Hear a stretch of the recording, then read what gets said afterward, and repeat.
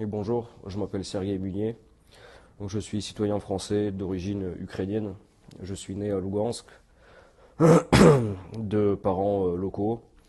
Quand j'avais 10 ans, ma mère s'est mariée avec un Français, ce qui fait que j'ai été adopté par mon beau-père et j'ai déménagé en France avec mes parents. Donc j'ai vécu en France, j'ai fait mes études là-bas et dès que j'ai terminé l'école, j'ai voulu faire une carrière militaire dans l'armée française. Et donc j'ai fait des études dans une école militaire et j'ai aussi servi parallèlement au premier régiment de Spahis à Valence. Donc quand la guerre a commencé au Donbass, j'ai décidé de y prendre part et de ce fait j'ai été viré de l'armée. Disons que même en vivant en France et en faisant ma vie en France, il me restait quand même des amis et des membres de ma famille en Ukraine. Et donc j'allais souvent en Ukraine. C'est un pays que j'aimais beaucoup avant, que j'ai visité en long et à travers.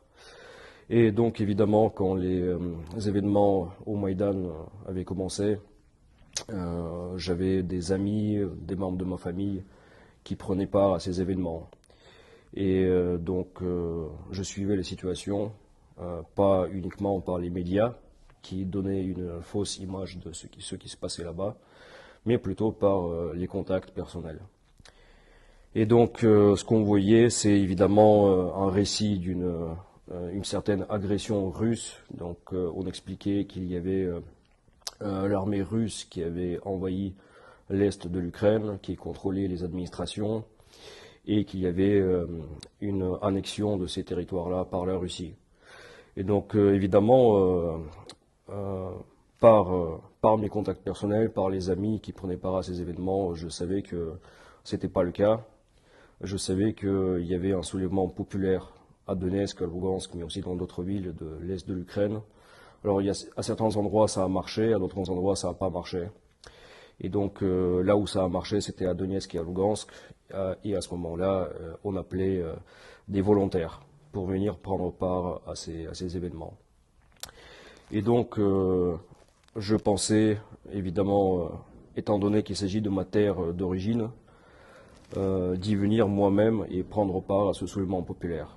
Il s'agissait d'un soulèvement populaire, d'une volonté d'une population locale de ne pas vivre sous les lois du nouveau régime de Kiev, qui est venu suite au coup d'État de Maïdan, et qui n'était pas d'accord avec les lois, notamment les lois qui réprimaient la langue et la culture russe dans ces régions.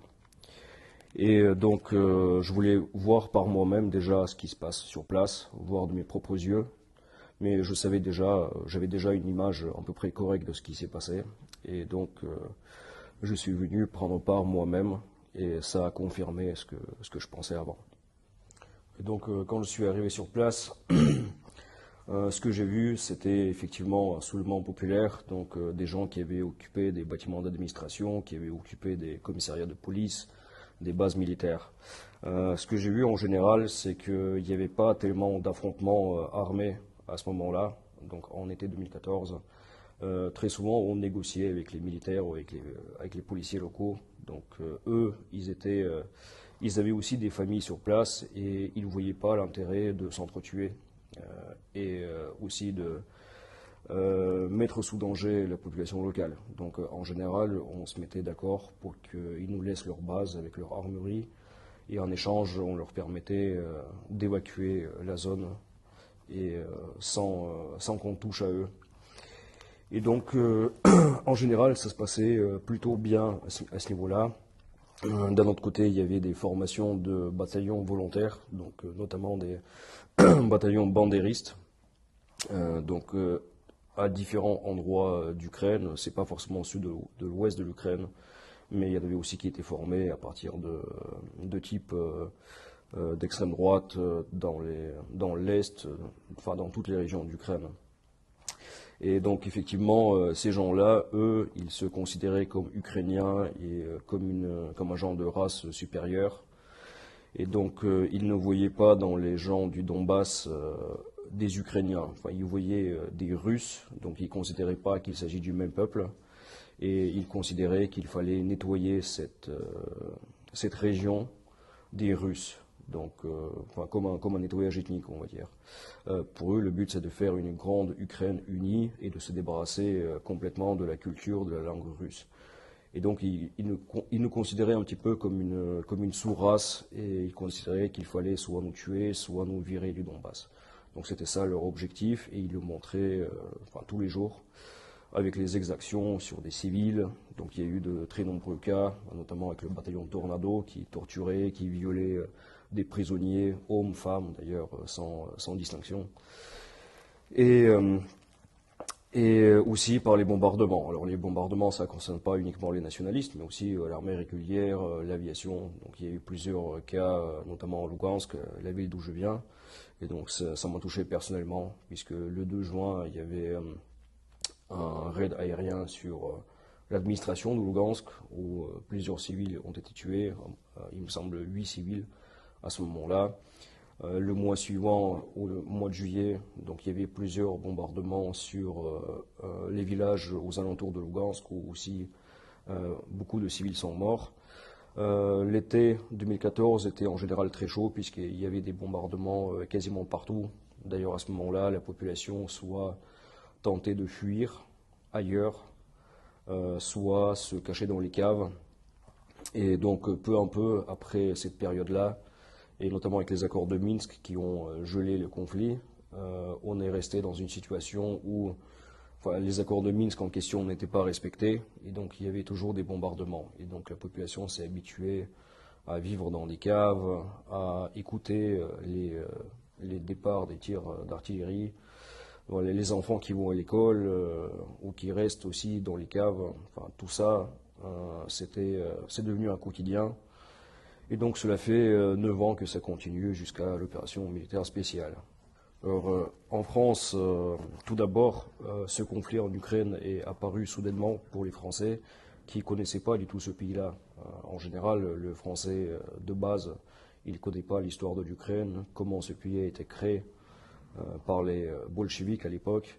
Ils ne savent pas du tout qui sont les habitants qui vivent en Ukraine et d'où découle ce conflit. Mais en réalité, il y a des raisons à ça.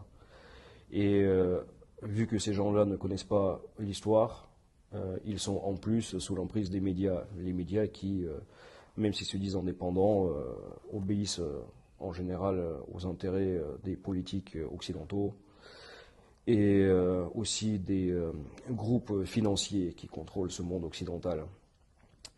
Et donc effectivement, l'image qu'on donne de ce conflit avec une simple agression russe contre un pays indépendant est complètement fausse.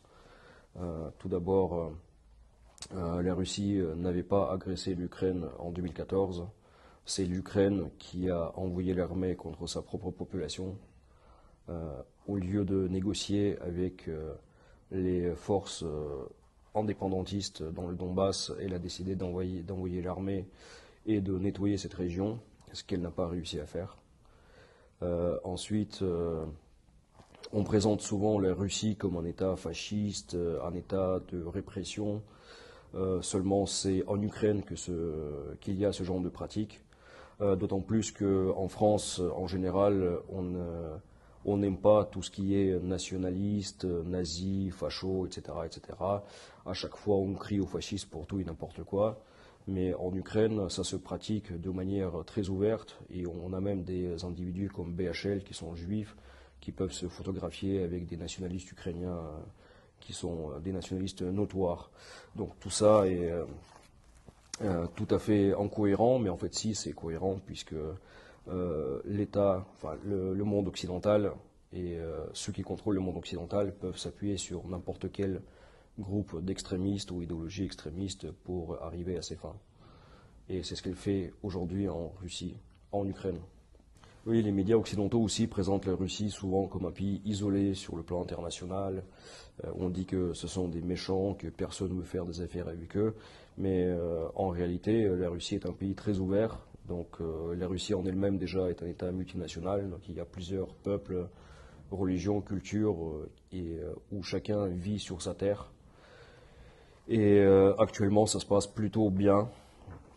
Il y a aussi beaucoup de contacts avec la Russie, de la part du reste du monde, de la part de toute la population du monde. Et c'est vrai, on le voit même ici, puisque moi j'étais chef de section d'une section étrangère et qui était composée essentiellement des étrangers venus du monde occidental, des États-Unis, de l'Amérique du Sud. Donc j'avais plusieurs nationalités, américains, brésiliens, serbes, finlandais, italiens, français